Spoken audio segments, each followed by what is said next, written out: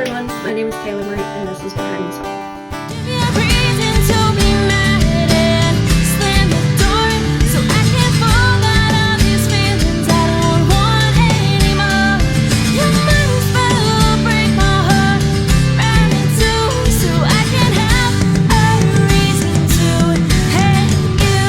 So one more reason is breakup song, and I think it is one of the most cliche and stereotypical breakup songs I have ever written.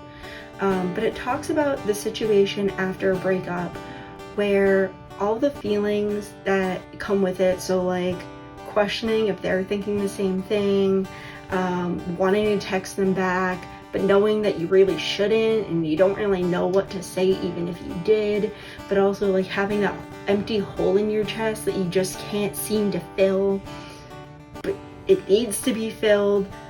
All of that is all included in the song, and I did write it about a personal experience that I had, and you know, at the time, like, I was really hurting and I didn't know what to do or how to process these emotions. So of course what I did was I ended up throwing it into this little tune. But I just remember too, like, not only feeling all these complex emotions and not knowing what to do, but I remember like talking to all my friends and like family and them saying, I remember them giving me like so much advice and trying to give me advice, and it's just like everything I heard, it's everything I didn't want to hear, but I knew that I had to, and I knew there was something that I needed, but I really didn't want to. And I'm also stubborn, so I actually took the song that I found from middle school and I decided to rewrite it, because like all of my songs from when I was 12, they all sucked.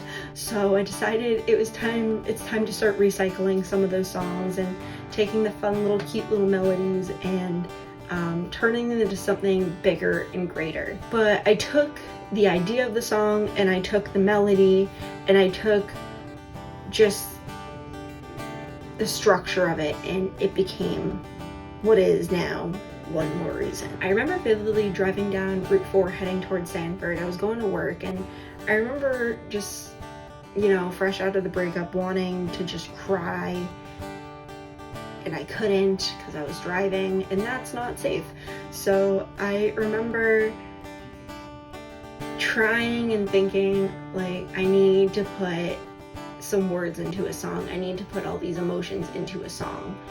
And the first lines that came to me were for the chorus, the first lines of the chorus, and they were, "Give me a reason to be mad and slam the door so I can try to fight these feelings that I don't want anymore."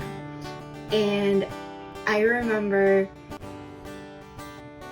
like being on Route 4 and all of a sudden having that light bulb go over my head and be like, yes, that is it. And I remember pulling over my car, which was probably not safe. Route 4, if you know Route 4, it is not the safest road in the world. There are lots of accidents, but I didn't care. I needed the song to be on paper or on something right then and there. So I asked Siri, I was like, you put this in my notes. I need this for later. So it was in my notes, I was fine, went to work, came home, sat in bed, was trying to write the song and had nothing. Absolutely nothing. My mind was completely blank and didn't know what to do. So then 2 months later, something clicked in my mind, and I was scrolling through TikTok at night and trying to fall asleep, and there was this TikTok of Taylor Swift talking to Ellen DeGeneres, of course. And she's talking to Ellen about a breakup that she had. I had a moment when watching that video of like, I know where to go with this song. So that night I wrote the bridge, I wrote the second verse, and then the first verse came. And I gotta say, the first verse is like incredibly hard to write, because the way that I write music is I picture the first verse as the opening verse, the thing that really grabs somebody's attention, but it's also more for the music business to listen to and be like, ooh, you gotta pull them in first.